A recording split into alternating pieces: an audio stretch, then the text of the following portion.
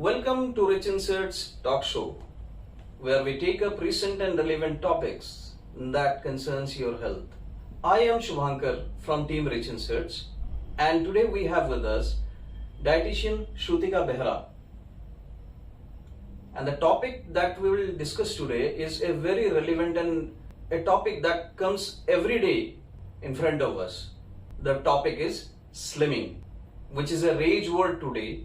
People have different perceptions and thoughts and ideas regarding slimming. So Shrutika, please tell us something about slimming, what exactly it is. Hello everyone, this is Shrutika Behra. Yes, it's our craze right now. Slimming, if you want to know the definition, the dictionary says it's the action to lose weight. But if you want to simplify, it's one of the concepts to your weight management. The global index states that weight loss is the core topic to your various health risks. Everyone is mad about slimming right now. But with that course of slimming, we forget two important topics. One is weight loss and other one is fat loss. And this difference creates the mistake. The health risk, the dysfunctions, disorders and lifestyle disorders. Everything comes from that. So yes, slimming is the craze right now, but with a proper management you can control it very well. What are the side effects of slimming? Yes, though I mentioned it right now, there are two concepts to deal slimming in current days. One is weight loss and other one is fat loss. Weight loss is the scenario where losing pounds is the core concern of an individual. They won't consider whether it's a fat, whether it's a muscle, whether it's a water, anything can be the consideration.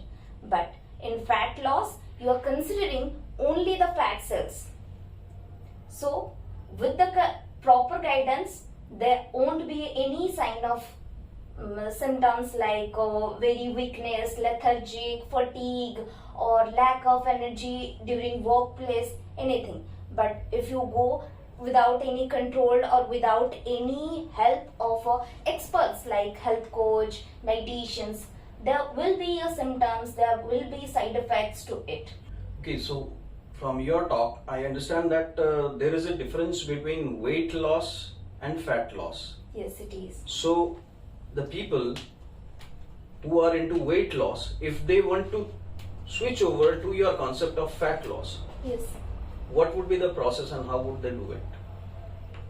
Before considering the patient from weight loss to fat loss, we need to consider first how the person is affected, how much the internal organs has been affected, what is the condition of the person to deal the fat loss journey, bring the person to the stabilized stage where they can run for the fat loss journey. These two things we need to consider, because with weight loss you never know, the muscles might be leaching out from your internal organs or from your muscles like hands, limbs, anywhere. They give you a weakness to your body and you won't feel that much power to physically active and make yourself active to increase the BMR as well. So when a patient come to me, I ask him every time, first share me your last journey. Then I conclude these are the conclusions that he had in his past journey. After this, I make a conclusion chart that I need to fill up the gap what is lacking out in his body or her body. Then by filling up the gap, of course, there is a play of supplements. We won't discard that because diet itself is the fulfillment of your energy need. But the gap we made on a daily basis, we need to fill up with the supplements. We need to fill it first and then ask the patient to restart the journey with fat loss as an aim to lose. With fat loss, you can consider the fact like the glow stays intact. They feel good. The happiness that they maintain, the satiety value is also maintained. They have the constant energy level throughout their body, and most importantly, they won't feel lethargic day by day after the workout. First of all, we need to consider the food chart that they are following. The patient shouldn't go the calorie deficit. Most importantly, in weight loss journey, you are leaving out the foods that you are from your plate. But in the fat loss journey, you need to consider you have to input everything whatever the body is asking for, but in a limited portion. Okay, Shrutika, I get your point. Another question that comes to my mind is there is a concept that tells that there should be frequent eating, which is very much talked about these days. Throw some light in this. Okay. Frequency is currently now in the scenario. Of course, I won't disagree with your words. But there are some misconceptions like patients came to me and they ask, ma'am, is it the fact like if I eat as much as I can increase my BMR? Or by increasing the frequency of eating, can I lose more weight? There are scenarios like if you want to lose weight with the frequency of eating, there are some tactics that you can follow, but not more than a limit.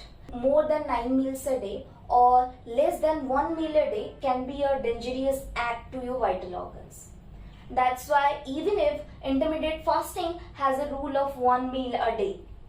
So best thing you have to consider a expert opinion, because whosoever you are following, you have to consider them for at once whether I should go for a 1 meal a day or more than 4 to 3 or more than that numbers of meals in a day.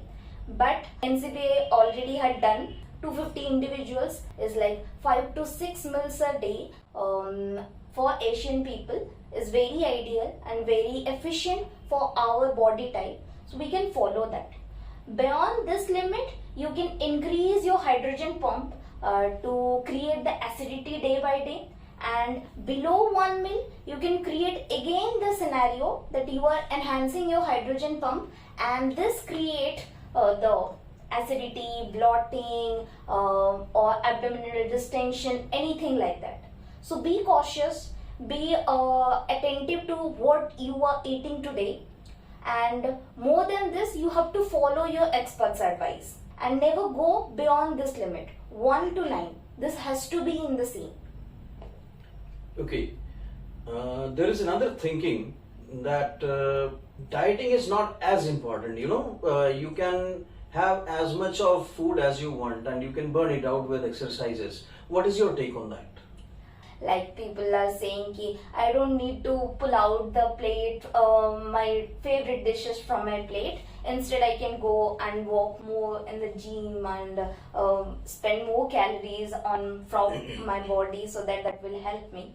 But don't go any irrelevant topics that you are taking in from the Google or anywhere in social media and try to follow it. You are special for yourself, so think about it and follow the ideology that your expert is saying to you. Yes, every person in his own is individual, is unique. Yes. So the requirements for that person are unique, so they should always refer to an expert like you. Yes, sir. Of course, sir.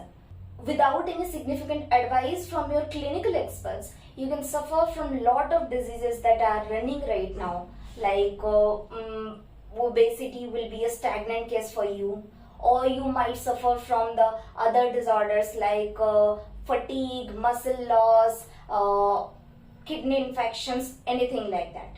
So be careful about your thoughts, be careful about your intake, be careful about your acts that you want to perform via following slimming. So, Shrutika, you mean to say that diet and exercise are the two things that we need to take care of for weight loss? Yes, sir. There are two. These two things are very important while you are going for the slimming or you are managing your weight in a certain way. But these two are not the only two things that you need to consider. There are total 5 things. I need to explain the 5 pillars of your weight management. First one is the detoxification of your body, proper nutrition to manage the nutrific balance of your body. Second one is the fitness, of course, to control your BMR. Third one is the stress management, And fourth, that is very much sound vague if I say we can't change it completely, or we just have to modify it somehow by our physical activity and other stress managing activities. This is hormonal balance.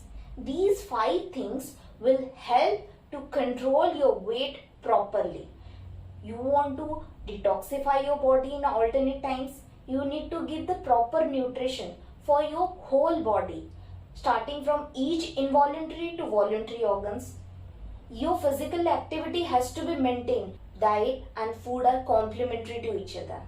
But these are not the only 2 things you need to consider while you are going for the weight loss journey. There are 5 pillars. Remember these 5 pillars. First one, you have to give appropriate nutrition to your body to balance your physical activity, involuntary, voluntary. Everything has to be controlled. Second one is the detoxification. Everything that you are putting inside your body, this has to come out in the form of excreta. And this complete detoxification is necessary. Third one is the physical activity, as we all are very much aware about it. Physical activity is necessary to maintain your BMR level and a proper lifestyle. Fourth one is the stress management. Stress management has to be controlled, because without stress management, your cortisol level will go for the up and down seesaw. And with that, it results the fat deposition. Along with that, the disturbed hormone will play a very significant role in your weight loss journey. Somehow, we are not very much able to clear this pillar from our body, but it can be controlled with all these 4 pillars. So remember these 5 pillars of our weight loss journey: nutrition, detoxification, physical activity, stress management, and hormonal balance. We in Reach Insights always push our patients for their fat loss journey, because what we think is okay is not always okay, and weight loss can never be in the same. Fat loss is your destination. Thank you, Shrutika. It has been a wonderful discussion today. Thank you, friends, for being here, and we'll sign off today, and we'll be coming back again with some new talk show on some new topic. So take care, because we believe that care is better than cure.